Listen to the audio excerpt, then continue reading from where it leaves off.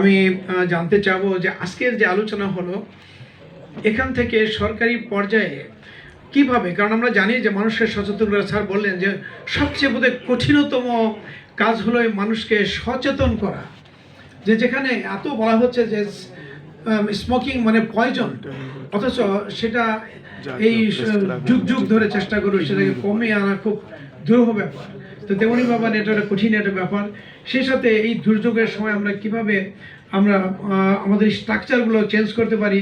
আমরা এই যে সিএপিডি একটা পদ্ধতি আছে যেটা ঘরে বসেই করা যায়, এই পদ্ধতিটাকে অনেক দাম দিয়ে এই ফ্লুইডটা কিনতে হয়, কিন্তু সরকার যদি উদ্যোগ নেয় তাহলে খুব কম দামে এটা বিদেশ থেকে কিনতেও পারে এবং এদেশে ম্যানুফ্যাকচারও করতে পারে।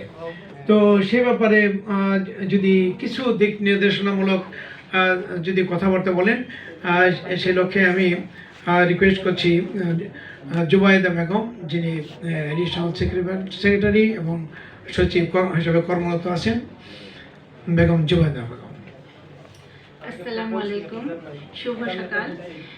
ক্যাম্পস আয়োজিত আজকের এই গোল টেবিল বৈঠকের সম্মানিত সভাপতি, মুখ্য আলোচক ও বিজ্ঞ প্যানেল আলোচক বৃন্দ, ইলেকট্রনিক ও প্রিন্ট মিডিয়ার ভাই ও বোনেরা, সবাইকে শুভেচ্ছা। বিশ্ব কিডনি দিবস 2026কে সামনে রেখে বেসরকারি সংস্থা ক্যাম্পসের পক্ষ থেকে আয়োজিত এই বৈঠকে মন্ত্রণালয়ের একজন কর্মকর্তা হিসাবে পাশাপাশি দেশের একজন নাগরিক হিসাবে অংশগ্রহণ করতে পারায় আমি খুব সম্মানিত বোধ করছি। এই জন্য আমি আয়োজক সংস্থার সভাপতি ডক্টর এম.এস. সামাদ এবং তার টিমকে ধন্যবাদ জানাচ্ছি। বিগত 22 বছর যাবৎ ধারাবাহিকভাবে মানুষকে কিডনি সম্পর্কে সচেতন করার জন্য ক্যাম্পস কাজ করে যাচ্ছে। অধ্যাপক ডক্টর এম.এস. আমাদের নেতৃত্বে ক্যাম্পসের প্রচেষ্টাতে বিশাল সংখ্যক মানুষ আজ কিডনি রোগ সম্পর্কে এবং এই রোগের ভয়াবহতা ও পরিণতি সম্পর্কে বেশ সচেতন। সমাজ ও রাষ্ট্রের জন্য এই রোগ অসাধারণ অবদান নিঃসন্দেহে প্রশংসার দাবিদার। এই ক্যাম্পস যে সকল কাজ করে আসছে, আমরা অনেক কিছু শুনলাম, তারপর আবার একটু রিপিট করি। সচেতনতা বৃদ্ধি ও প্রতিরোধমূলক কার্যক্রম গ্রহণ করে আসছে, নিয়মিত ফ্রি মেডিকেল ক্যাম্প আয়োজন করে যাচ্ছে, গোল টেবিল বৈঠক হয় বছরে একটা, বিশ্ব কিডনি দিবস উদযাপন করে, সাশ্রয়ী ডায়ালাইসিস সেবা প্রদান করে, মানবিক সেবা ও সহায়তা প্রদান করে থাকে, ফ্রি কিডনি পরীক্ষা করে থাকে, গণসচেতনমূলক কার্যক্রম গ্রহণ করে। কিডনি রোগ বিশ্বজুড়ে ক্রমাগত বেড়েই চলেছে। এই রোগের প্রাদুর্ভাব উদ্বেগজনক হারে ঊর্ধ্বমুখী। এইসব আমরা এতক্ষণ আলোচনার মাধ্যমে খুব ভালো করে জানতে পারলাম। কিডনি রোগ শুধু ব্যক্তিগত জীবনে বিপর্যস্ত করে না, পরিবার, সমাজ ও রাষ্ট্রের উপরও বিশাল অর্থনৈতিক চাপ সৃষ্টি করে। কিডনি রোগের মারাত্মক পরিণতি, অতিরিক্ত চিকিৎসা ব্যয় সাধ্যাতীত হয় সিংহভাগ রোগী প্রায় বিনা চিকিৎসায় মৃত্যুবরণ করে। অথচ শতকরা 60% ক্ষেত্রে একটু সচেতন হলে এই রোগ প্রতিরোধ করা, অর্থাৎ নিজেকে কিডনি রোগের ঝুঁকি থেকে মুক্ত রাখা সম্ভব। সব কিছুরই ঊর্ধ্বে সচেতনতা বৃদ্ধি ও প্রতিরোধকে গুরুত্ব দিতে হবে, আর ক্যাম্পস সেই কাজটি নিরলসভাবে করে যাচ্ছে। অসচ্ছল রোগী বা সাধারণ সর্বস্তরের মানুষকে কিডনি রোগ, অন্যান্য জটিল রোগ সহ যে কোনো রোগের চিকিৎসা গ্রহণের জন্য ইউনিভার্সাল হেলথ কাভারেজের আওতায় নিয়ে আসা অত্যন্ত জরুরি। এ ব্যাপারে নীতি নির্ধারণী পর্যায়ে সিদ্ধান্ত গ্রহণের প্রয়োজন আছে বলে আমি মনে করি।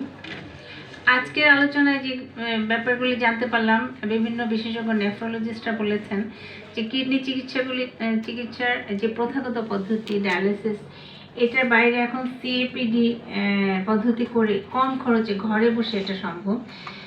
এইসব ব্যাপারে মানে আসলে আমরা খুব একটা জানি না।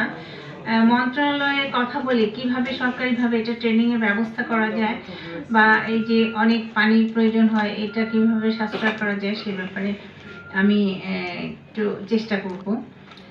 থাইল্যান্ড, ব্যাংকক, হংকং সহ বিভিন্ন উন্নত দেশে এটা খুবই জনপ্রিয় হয়েছে, তাই আমাদের দেশের রোগীদের সাথে এটা প্রচলন করা খুব জরুরি। এ ব্যাপারে আজকে সভা শেষে আমি মন্ত্রণালয়ে গিয়ে আমাদের মন্ত্রী মহোদয়দের সাথে আলোচনা বা বিভিন্ন মিটিংয়ে আমি বিষয়গুলো তুলে ধরার চেষ্টা করব। এছাড়া হেলথ ইন্স্যুরেন্স বা রেনাল ইন্স্যুরেন্স সম্পর্কে আলোচনা হয়েছে, এই ব্যাপারটাও আমি আলোচনা করার চেষ্টা করব, স্যারদের সাথে কথা বলার চেষ্টা করব। আর এই যে রক্তদান, চক্ষুদান, এগুলি তো কমন ব্যাপার, সেটা দিয়েই থাকে সবাই। এই যে মানে কিডনি দান মানে খুব একটা শোনা যায় না। এগুলি কিন্তু এই যে ডোনেট করার বিষয়টা, এ ব্যাপারে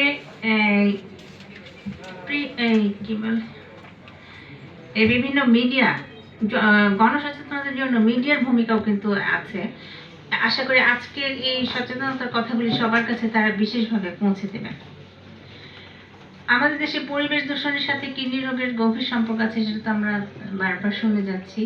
এই জায়গাটাতে কাজ করতে হবে। পরিবেশ দূষণের বিরুদ্ধে যে সামাজিক আন্দোলন চলছে সেটা জোরদার করতে হবে। বিশেষ করে এই গরমে যেসব রিক্সাওয়ালা বা কৃষক যারা কাজ করছেন, শ্রমিক ভাইয়েরা কিডনি রোগে আক্রান্ত হচ্ছে, এই বিষয়ে গবেষণা করে প্রতিরোধের ব্যবস্থা করতে হবে।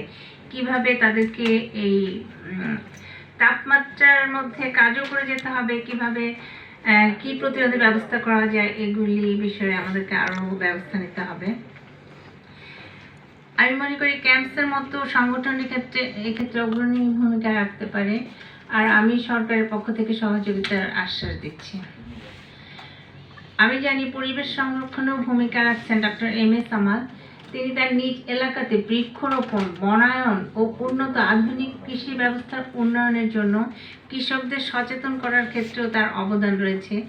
চিকিৎসা পেশার পাশাপাশি প্রকৃতিপ্রেমী হিসাবে তার সকল কার্যক্রমের জন্য তিনি প্রশংসার দাবিদার। এই বিষয়গুলি আমাদের আরও তো অনেক বড় বড় ডাক্তার সাহেবরা আছেন, তারাও যদি মানে যাদের আর্থিক সামর্থ্য আছে, তারাও যদি এই ব্যাপারগুলি তাদের মধ্যে আসে, তাহলে আমাদের দেশ উপকৃত হবে। ক্যাম্পাস আয়োজিত আজকের এই গোল টেবিল আলোচনা অত্যন্ত প্রাসঙ্গিক, সময় উপযোগী এবং তাৎপর্যপূর্ণ। যাতে স্বাস্থ্য মন্ত্রণালয়ের প্রতিনিধি হিসেবে অংশগ্রহণ করে আমি অনেক কিছু জানতে পারলাম। সরকারের একজন কর্মকর্তা হিসেবে আমি অবশ্যই চেষ্টা করব আজকের আলোচনা কিছু পরামর্শ, সুপারিশ ঊর্ধ্বতন মহলের কাছে তুলে ধরার জন্য। আমাকে আমন্ত্রণ জানানোর জন্য ক্যাম্পাস এবং সভাপতি অধ্যাপক সামাদ সাহেবকে এবং সকলকে ধন্যবাদ জানিয়ে বক্তব্য শেষ করছি। ধন্যবাদ ম্যাডাম। মানে আমরা একদম শেষ পর্যায়ে চলে আসছি।